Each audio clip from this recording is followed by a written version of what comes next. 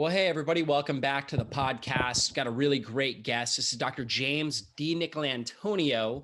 We're going to talk about salt. We're going to talk about minerals and how critical they are. And most of us have heard that salt is bad for us. And so we're going to talk about that as well and how much salt we should be consuming for optimal health. So if you guys don't know Dr. James DiNicolantonio, he's a doctor of pharmacy, cardiovascular research scientist, very well respected. He's been a co-author of over 250 publications in the medical literature. And he's the author of 5 best-selling health books: The Salt Fix, Super Fuel, The Longevity Solution, The Immunity Fix, and The Mineral Fix. And of course, you can find him on Instagram, Twitter, and Facebook. He's always got some great posts that you guys can check out as well. And also his website, Dr. James, D-I-N-I-C. So drjamesdinic.com. Check out his website, sign up for his newsletter as well. He's always dropping really good information there as well. So Dr. James, welcome to the podcast. Thanks for having me. Absolutely. Well, the first book that I read that you had put out was The Salt Fix. And I know for myself, and I've been on a low carb diet and doing intermittent fasting now for 15 years, that I craved. In fact, part of my health recovery, I was actually craving salt. And this was back in 2005, 2006. I had irritable bowel and I was recovering from that. And I craved salt. I needed it. It was the only way I really would get energy. And of course, I was taking exercise physiology and I was in medical school, and, I was being taught that, to avoid salt and to reduce it. But I knew that it was improving my health. And, you obviously wrote a whole book about it called The Salt Fix. So let's start there. Let's talk about salt, why it was demonized, why it's so important for our health. It was originally demonized just due to blood pressure. And very similarly, there were scientists back in like the 1950s that were demonizing salt, similar to how we demonize saturated fat. They would look at correlations to where certain populations that consumed a higher amount, it was correlated that, high salt intake may increase blood pressure. So actually, it was a clinical study looking at 6 populations. But inner salt came out in the, obviously basically 50 years later, looked at 52 countries. And when you eliminated the 4 primal, basically, populations that were consuming very, very low amounts, you actually had a drop in blood pressure as salt intake increased. So basically the studies were short studies looking at a limited amount of populations, trying to find a correlation. And really that's where most of our guidance comes from, because all of our nutritional guidance stems from the 1970s, basically where this was before you had systematic reviews and meta-analyses of actual clinical studies. Right. And in those dietary goals that came out in 1977, and then the first dietary guidelines in 1980, they started recommending low salt for everyone, low saturated fat, low total fat, high amount of carbohydrate intakes. So everything really stems from there. And that's really where basically we went wrong. So these were basically large epidemiological studies looking at kind of surveys of what people were consuming. Is that correct? And Right. Also obviously, which those studies can show correlation, but they can't show direct causation. So there were just hypotheses that were brought about. And sometimes hypothesis, when scientists say them enough, they no longer become hypothesis, they become, scientific truth, I guess you could say. But ultimately, we didn't really have true interventional studies that were demonstrating that actually was causation. Exactly. And I mean, even worse too, is they were cherry picking the population they were looking at. And same thing happened with saturated fat. They cherry picked the 6-country study. And even though there was, a total of 23 countries. So when you added all the countries back, there was no increase in heart disease with saturated fat. And same thing with salt. When you added, 50 countries back, you didn't see that rise in blood pressure with higher salt intakes. Yeah, it's so important. And of course, when people are on low carb diets, like a lot of my listeners are, or if they're fasting, there's an even greater need for salt. And a lot of people don't realize that. And oftentimes they can develop things like the keto flu as they get going with it. Right. Yeah. So what happens is most people are consuming a moderate to high amount of carbohydrates every single day. And then they discover keto, and then they drop the carb intake and their insulin levels drop. And insulin helps the kidneys actually hold on to salt. So typically the first 1 to 2 weeks, you have a pretty massive loss of sodium and fluid, which leads to the keto flu. And so the chronic effects too of going on a low carb intake is that glucose actually helps you absorb sodium. And glucose helps you move sodium in and out, and same with sodium, vice versa, in and out of the cell. So you chronically need more amounts of salt when you're not eating a large amount of carbohydrate. Yeah, absolutely. And when you start implementing that salt, you definitely feel better. Now, what types of salt should people be looking for? Like, what are the best types that are out there? There's Himalayan salt, there's gray salts like Celtic, Redmond's Real Salt's another good brand. What are some of the benefits of each of those, and which of those do you really prefer? So how I like to look at it is salt typically will have 2 minerals besides sodium and chloride in fairly clinically significant amounts, either iodine or magnesium. So the salts that will help support iodine would be the pink Himalayans, including Redmond. If you're someone who needs more magnesium, you have to go and reach for the Icelandic salts, or Australian flat salts. They typically have, 10 times, at least 10 times more magnesium. And some of them can actually have up to 180 milligrams of magnesium per 10 grams of salt. So that would be like the Celtic, and you said like Australian gray salt or Australian flatland salt? Yeah, so Celtic salt actually does have a decent amount of magnesium. That's typically around 40 milligrams of magnesium per 10 grams of salt. The higher magnesiums would be the Icelandic. Icelandic. Yeah, Icelandic salt. One of them is called Saltwerk. And then a lot of the Australian flat salts that have basically dried up from ancient oceans also have very high amounts of magnesium. Okay. And then how about Redmond's Real Salt? I know I've heard you say that you really like that salt as well. Right. That one has about 170 micrograms of iodine per 10 grams of salt. And we need about 150. And so I do like that, especially with exercise, because you lose not just salt in sweat, you actually lose about 50 micrograms of iodine per hour of exercise through sweat. So it's a good salt to actually get iodine from. Yeah. And iodine is one of those things a lot of people are deficient in. Is that correct? Yeah. So there's still, I think, around at least 48 countries that are considered iodine insufficient. Yeah. But there's that narrow range with iodine for a lot of people where you want to sort of keep it between the 150 and 300 microgram per day mark. And if you start going over that, sometimes you can cause thyroid issues, especially if you're not optimizing your selenium intake. So if you start doing a lot of iodine and your selenium's really low, you can start messing the thyroid function up. Yeah, for sure. And so are there any issues with just typical table salt, iodized salt that's out there? I think the more of the issue is not getting salt. So if you don't have a choice, or if you look in your cupboard and you don't have like these unrefined salts, of course, sodium and chloride is the primary benefit of salt. Of course, would it be better to get something that's unrefined, that doesn't have dextrose, that's not treated with a lot of harsh chemicals, or even sometimes they use explosives to get some of those salts out of the mines. But so if you can get unrefined salts, great. If not, it's still more important to support your salt intake throughout the day. Yeah. So your typical table salt's better than no salt. But if you have the preference, you're looking at some sort of unrefined salt, some sort of really high quality salt. If you need more magnesium, you're looking at Icelandic salt or those Australian salts that you had mentioned. Yep. If you have a greater need for iodine, you're looking at more of your Himalayan sea salt or your Redmond's Real Salt. Exactly. Cool. All right. So good to know as far as that goes. Now, your most recent book here is The Mineral Fix. Okay. So let's talk about key minerals. Obviously, we're already talking about salt, magnesium a little bit.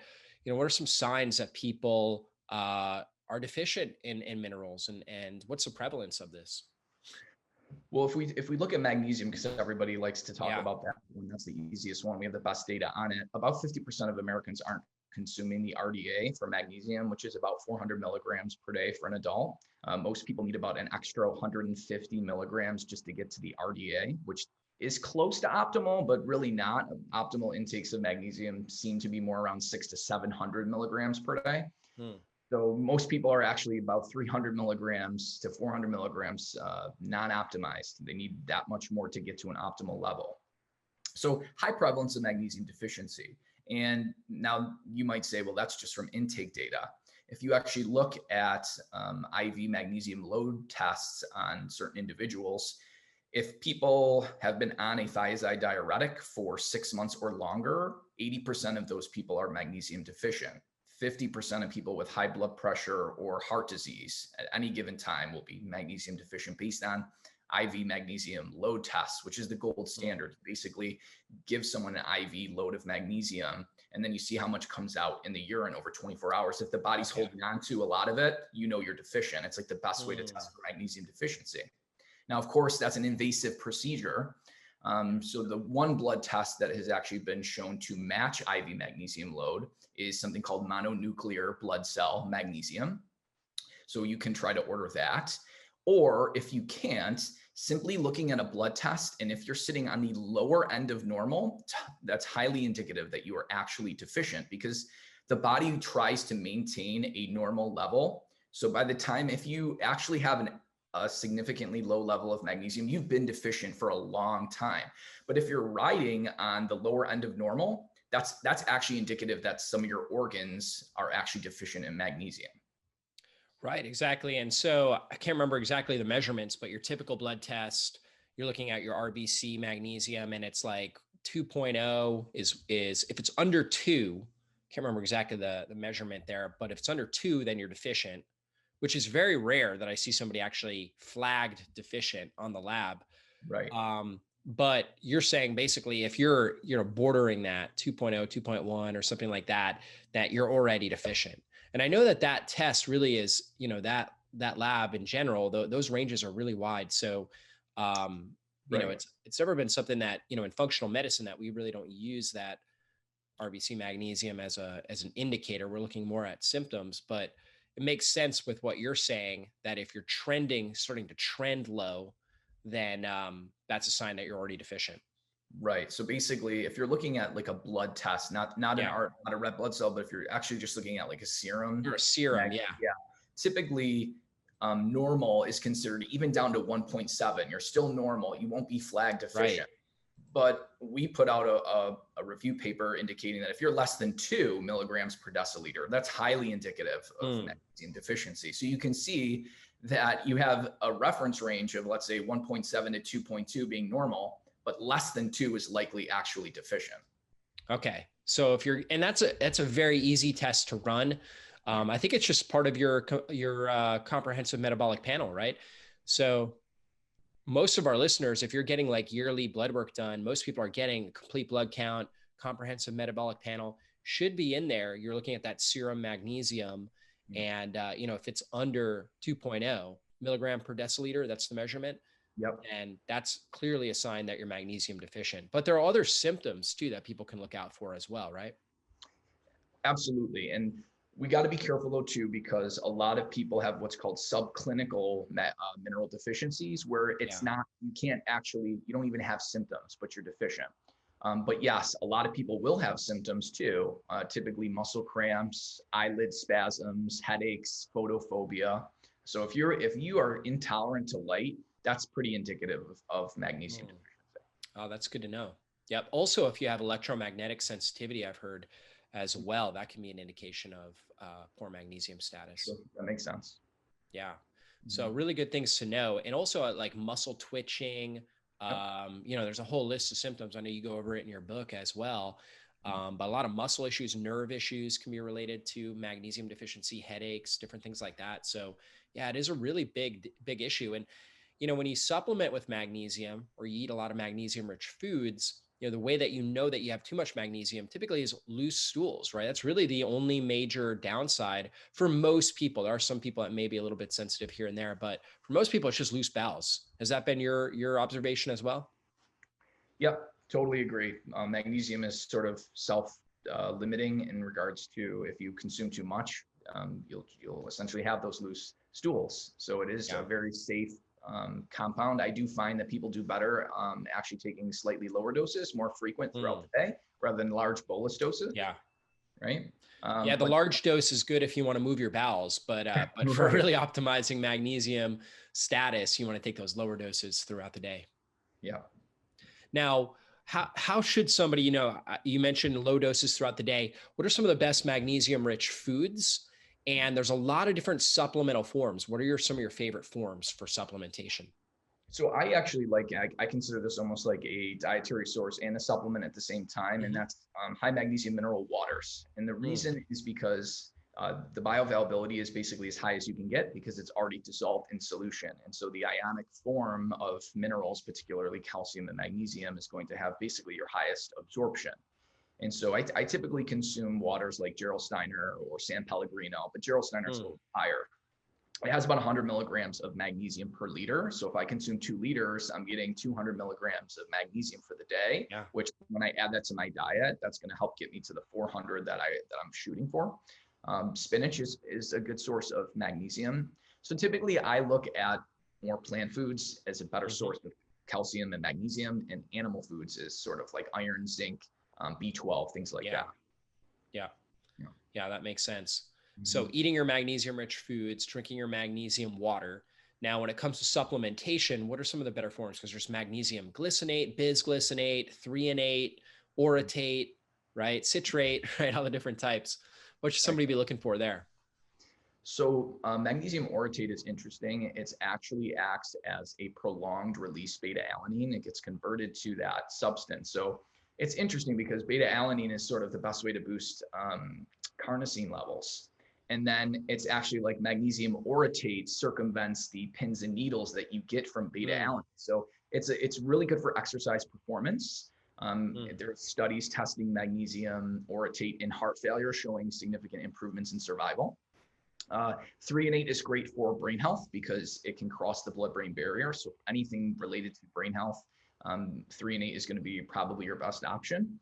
Citrate is good for inhibiting acid loads in regards to high animal-based diets, or also for helping with loose stools if you go high doses, helping with constipation, excuse me. And then glycinate is probably one of your better absorbed magnesiums because it's chelated to glycine. Right. And glycine is necessary for phase 2 liver detox, right? And a lot of people aren't getting enough glycine to begin with. So that's a good form.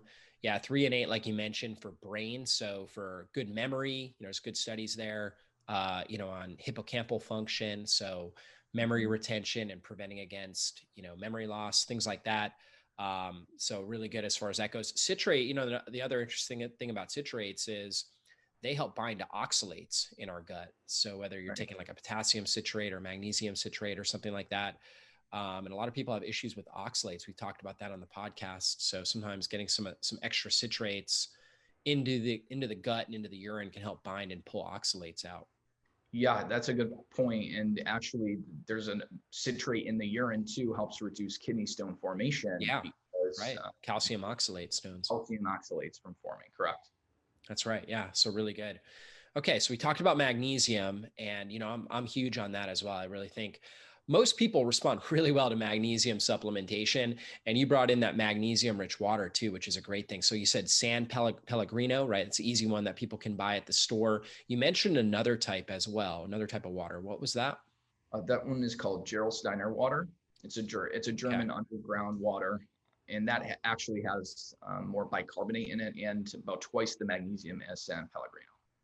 Okay, Gerolsteiner. So with the bicarbonate, is it like naturally alkaline? Yeah, so it contains about 1,800 milligrams of bicarb per liter. And what's good about consuming bicarb from a water is that's already dissolved in solution. So it's not like taking high doses of sodium bicarb that's going to inhibit stomach acid. It's going to be absorbed pretty quickly and move away from the stomach and get absorbed within 15 minutes. Interesting. And people can order that online, because I don't remember seeing that at a store. It's at a lot of grocery stores now. Is it? Okay. Gerolsteiner. Okay. So we'll have to look out for that. All right, cool. Now let's talk about some other key minerals. You had mentioned iodine earlier. Let's touch on that a little bit. Sure. There's this really cool connection I talk about in the book between sodium and iodine. Sodium is like a universal molecule that the body uses to move a lot of things around, including iodine. Without sodium, you cannot drive iodine into the actual thyroid gland, and you can't drive it into the mammary gland. So basically what ends up happening is if, let's say, a lactating woman isn't getting enough salt, you're not going to be able to drive the iodine into the milk because you're not driving into the mammary gland. So that can be a big issue because we know iodine's really important for, at least the first year, Yeah. especially for health, and obviously in utero too.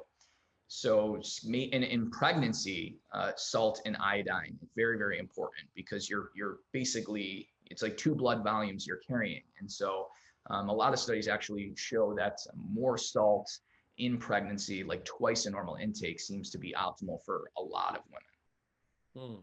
That's good to know. We just had a newborn actually. So, our 4th child. So Yeah. yeah, so I had my wife obviously taking good salts, things like that, all along. But yeah, I didn't even know that. But yeah, iodine is super critical for the baby's brain development. When mom is iodine deficient, oftentimes the baby's born and they're higher risk for mental retardation, for a lot of different issues with brain development. So yeah, super, super important. And that's interesting that there's this key relationship here with sodium and iodine as well. And earlier you had mentioned as well iodine and selenium. Selenium is another big deficiency. Yeah, selenium. Well, there's this COVID connection too with selenium that Yeah, people true. that are from low selenium areas are at about a 5-fold higher risk of dying from COVID and about a 3-fold higher risk of having a poor Wow. COVID outcome. And that's probably because selenium helps code our antioxidant enzymes and reduces protein oxidation. And selenium also helps support glutathione peroxidase. So, in the mineral fix, one of the key things is that we need to think of minerals as antioxidants, not just Yeah, vitamins.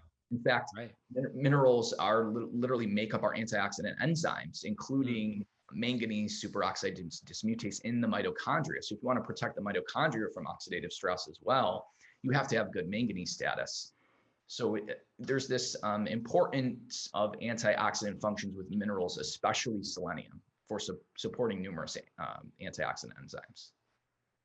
yeah, selenium is critical for that. And that's an interesting note there that we have to think about minerals as antioxidants because we're typically thinking of glutathione, we're thinking of vitamin C, vitamin E, vitamin A, vitamin D as antioxidants.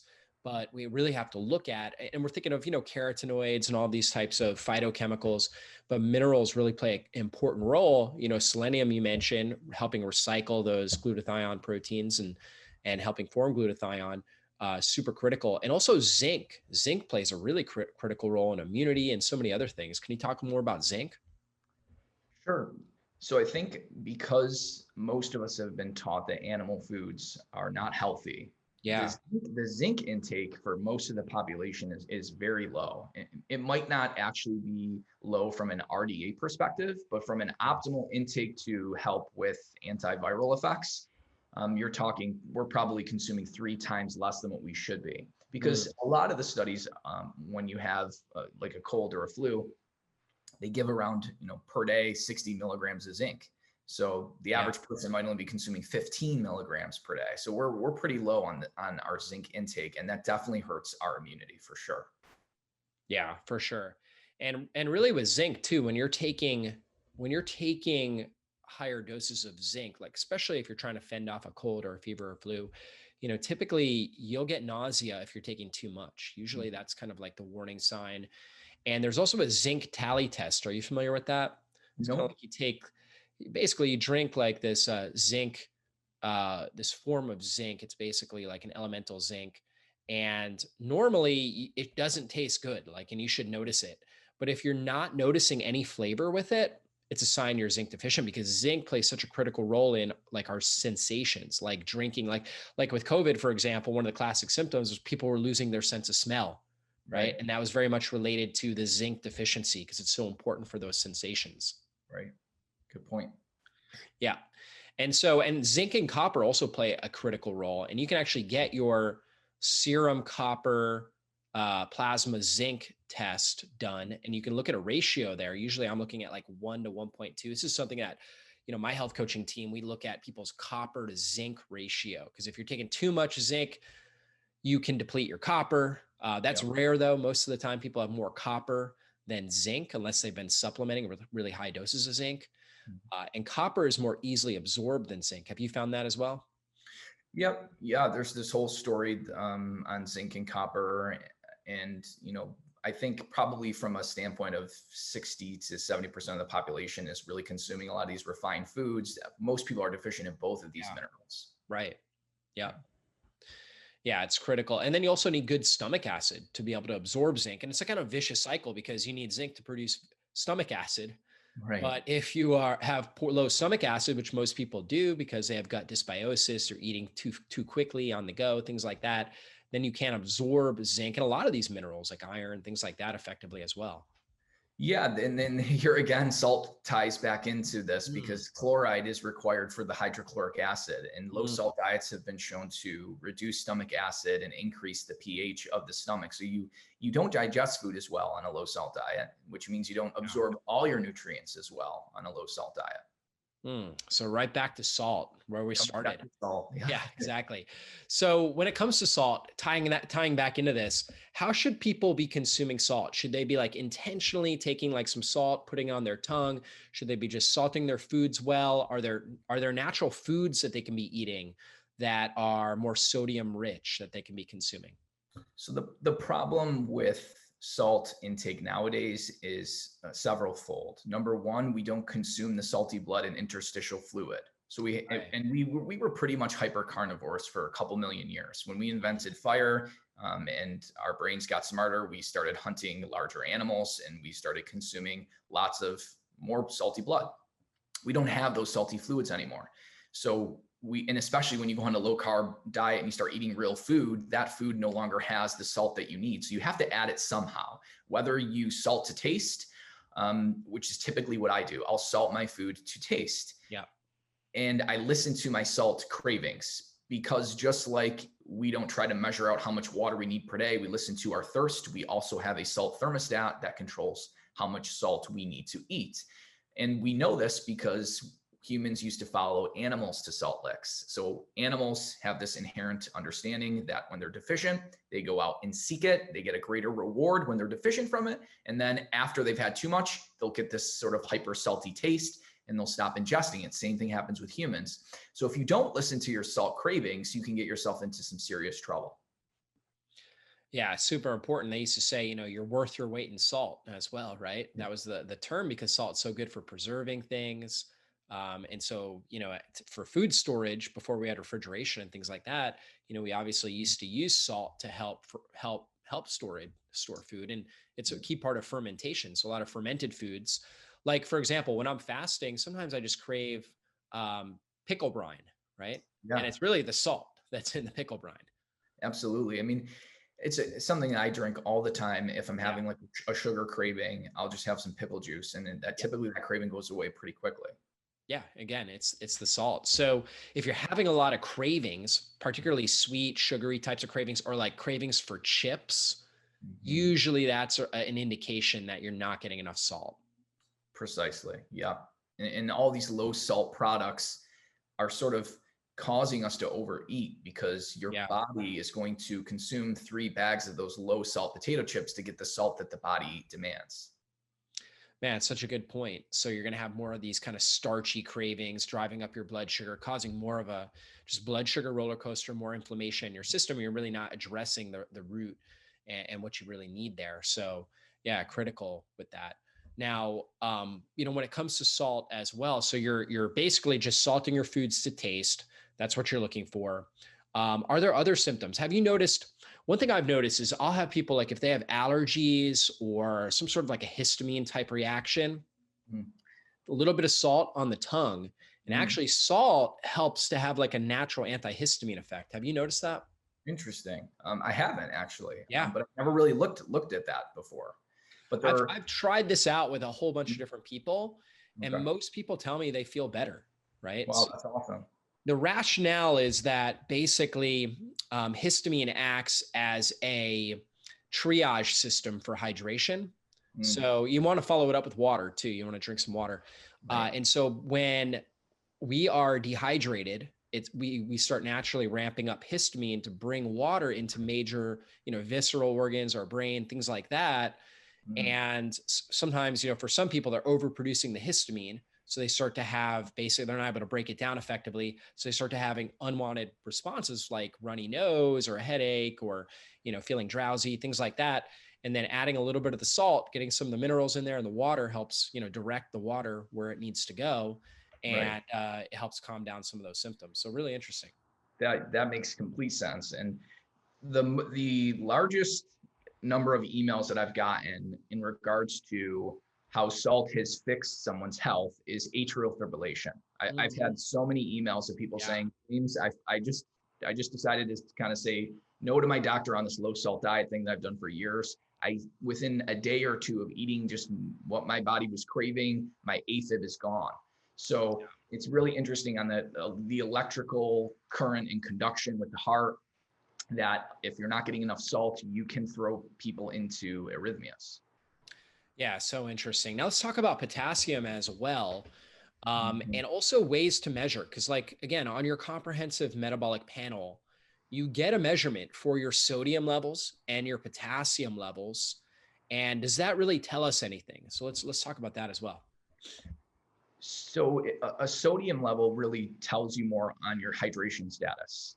So typically, if you are dehydrated, you'll have a high sodium level. Mm, And if you have overconsumed water, which typically happens like in triathlons, you'll have a low sodium level.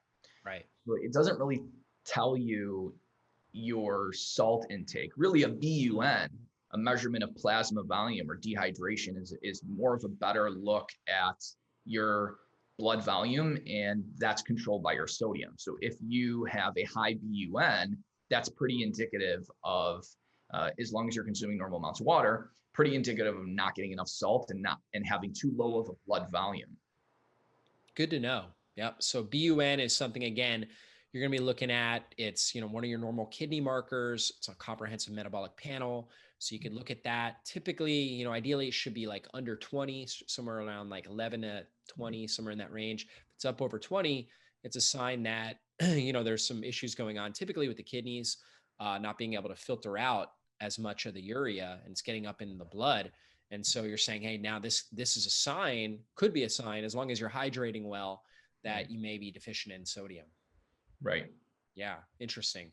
Now, how about potassium? Let's talk about the importance of potassium, how to test for potassium levels.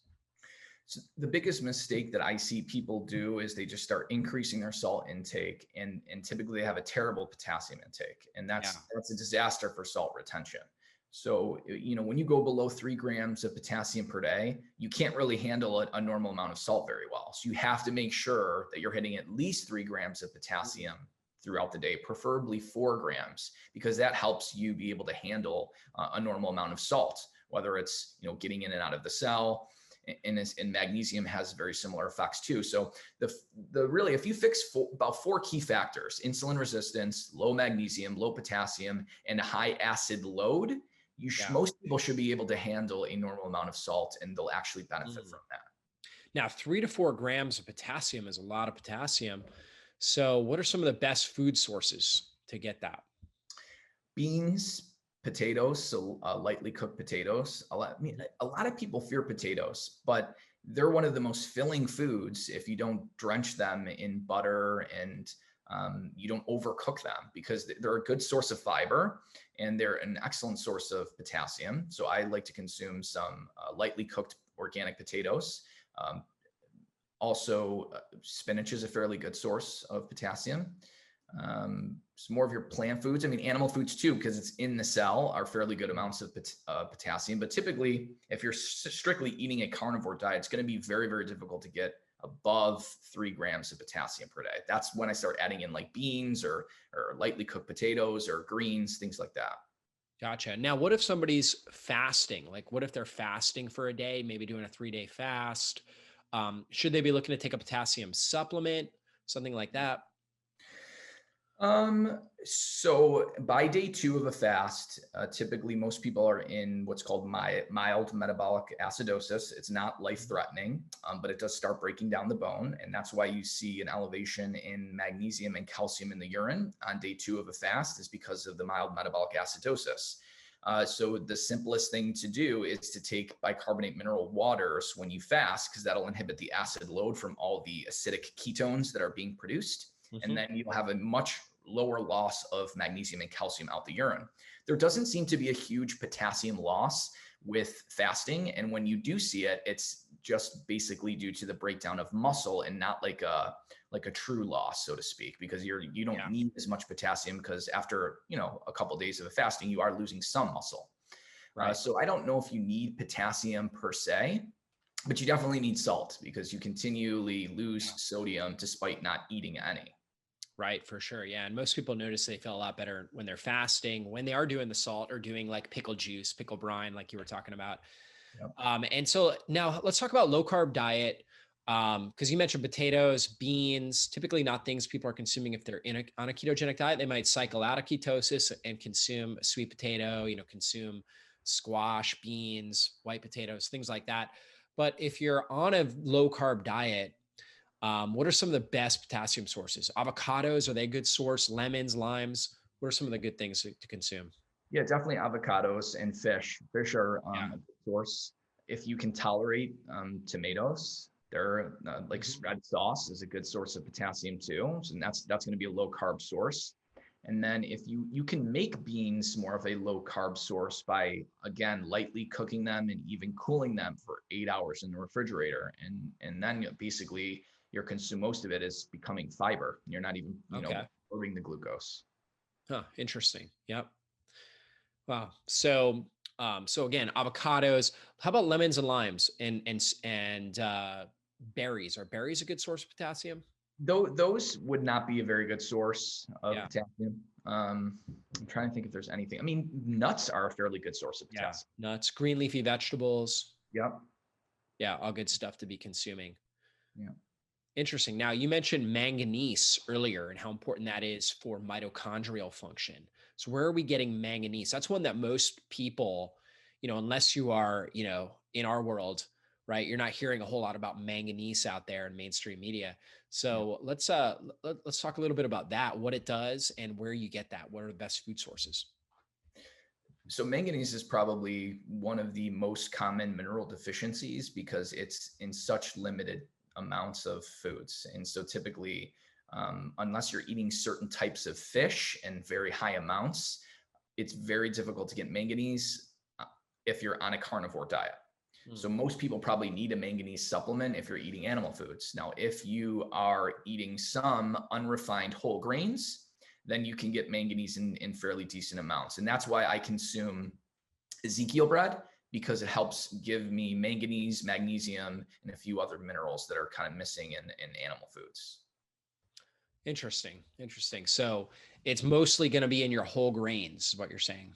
Yes. But I mean, the problem with that is that 99% of whole grains in the United States are highly refined. So it's really trying to find those true unrefined traditional whole grains, because you don't really know from a label if the flour is ran through a steel roller mill and it's just going to spike your glucose. So what typically I look for is just a sprouted grain and no flour. Just avoid anything that says flour typically.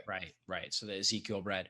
Now, would you say that, so what I'm hearing is that if somebody's following a real food keto diet, so if they're following a low carb diet, they're taking out grains, they're not consuming legumes, different things like that, would they be more at risk for mineral deficiencies? Or is there a lower need for minerals when your insulin levels are lower? Right. So compared to like the standard American diet, I would say no, that they're not at a higher risk, except for certain nutrients. One being manganese. Interesting. Yeah. Because I think a lot of the research, looking at minerals and how much minerals we need, is probably done on people that are trending more insulin resistant. Yeah, true. So I'm thinking that, and this is just my hypothesis, that possibly the more insulin sensitive we are, the better we are at driving minerals into the cell and, obviously being able to utilize it. So we may need less. We may need a little bit less. 100%. Yeah. So, I mean, magnesium, potassium, you have to use insulin to drive to the cell. Right. It's hard to do that research though. You have to find all these people with a certain level of, fasting insulin and then see what they need. Right. So, True. yeah. But, that's just an idea that, hey, the better your blood sugar stability is, right? The better, of course, also the better your stomach acid levels are in your gut microbiome. The possibly the lower the amount of some of these minerals that you may need in your diet, For sure. because you're going to absorb them better. Yeah. Cool. And I know that coffee as well. A lot of people are drinking a lot of coffee. Yeah. And what does coffee do, particularly to salt? Yeah, that was one of the biggest eye openers when I was researching for the salt fix, is that caffeine, and particularly coffee, because there's other compounds in coffee besides just caffeine, is a tremendous salt waster, both sodium and chloride, to the extent where if you consume 4 cups of coffee, you lose an additional half a teaspoon of salt. And it's the most commonly consumed beverage around the world, second to only water. So most of us are consuming some form of coffee or caffeinated beverage. Probably when you add up caffeinated beverages plus coffee, it probably It's a lot. takes over water, to be Right. honest. Yeah, you're right. So people are drinking so much caffeine and you're depleting salt. You said 4 cups of coffee, which is roughly equivalent to what, like 300 milligrams of caffeine or so? 300 Yeah, or typically 400? like 80 times 4, whatever that is, Yeah, so 320. 320 milligrams of caffeine, and you're losing a full teaspoon, did you say? A half a Half a teaspoon. teaspoon of salt. So this is why it's important. I have an article on my website about 5 ways to make your coffee more effective. One of the ways is actually adding salt to your coffee. Put the Yeah, salt in there. that's a great strategy. Yeah. And so that way, obviously, the minerals that you're losing, you're getting back. And also, of course, when people are exercising, right, which hopefully you guys are that are listening, you're also losing the salt there too. Right. Very true. Good. Now, are there any like sort of sports drinks, or can somebody make like a homemade sports drink that you would recommend that kind of adds in some of these things? So what's interesting is that a lot of the information on sports performance, they were just simply trying to replace the salt that is lost through sweat during exercise. And that makes sense that that would be enough. But what ends up happening when you undergo fairly high intensity performance is that the blood flows to the working muscle. And then as core body temperature rises, it also starts pulling away from the muscle into the skin to release heat. So you have this drop in blood volume that occurs with exercise, and it happens, pretty quickly. Within 5 or 10 minutes, you can lose 10% of the blood volume to the heart. So boosting blood volume before exercise with high salt solutions actually dramatically improves performance, both in the heat and at room temperature. So there's been a lot of studies that have looked at this, and really the best regimen is you start ingesting these high salt solutions about 90 minutes prior to competition or exercise, and you slowly consume it over 60 minutes, 30 minutes before the event. And you boost blood volume by about 8%, and thus preventing the drop that occurs during performance. Wow, that's good to know. I know my friend Rob Wolf, he's got one called Element. I don't know if you've heard of that, but it's very high in sodium, and you taste it right away. It doesn't have any of the sugar and all that kind of stuff. So I've been using that and definitely noticing an improvement with it. But it is salty, so you got to be careful. You gotta water it down and drink it over time, like you were saying. Yeah, super important. So, really good stuff in your typical stuff that's out there, Gatorade, Powerade. I mean, there's just so much sugar and additives and artificial flavorings. They do have the sodium in there, but, I guess it's about 1/10. It's about 1/10 the sodium though that you actually should. Yeah, it's low. Yeah, it's like really low. Right. And like you said, even if you get like Gatorade Zero, it's the sugar doesn't really matter too much. Yeah. It doesn't really help that much. It's the salt that's really going to be boosting the blood volume. Yeah. So the benefits people are getting are from the salt that's in there, but obviously it doesn't have as much salt as you need, which makes it actually probably more palatable, right? Because it's not overly salty. So people are drinking more and more and more of it.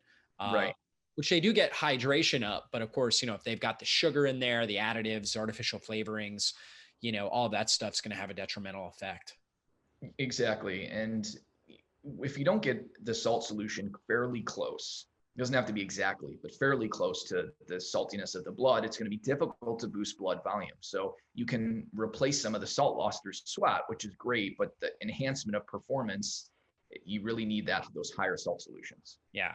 Now, do you have any like quick homemade recipes that somebody, like, let's say they're going to go work out later on today and they don't have any of these products at home, but they've got some salt, maybe some bicarbonate or whatever. What's like a homemade recipe that somebody can make?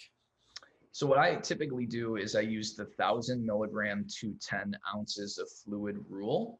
Mm-hmm. And typically, if I'm going to do something high intensity, I'll have at least 2,000 milligrams of sodium and 20 ounces of fluid. I'll do that, start 90 minutes before. I'll slowly consume that. And I'll also make sure I typically add about 4 grams of glycine to the solution, makes it more palatable, helps you absorb the sodium in the fluid better. And glycine also cools core body temperature down on its own. So it's a great way to spike the salt solution to just make it more palatable and enhances its benefits.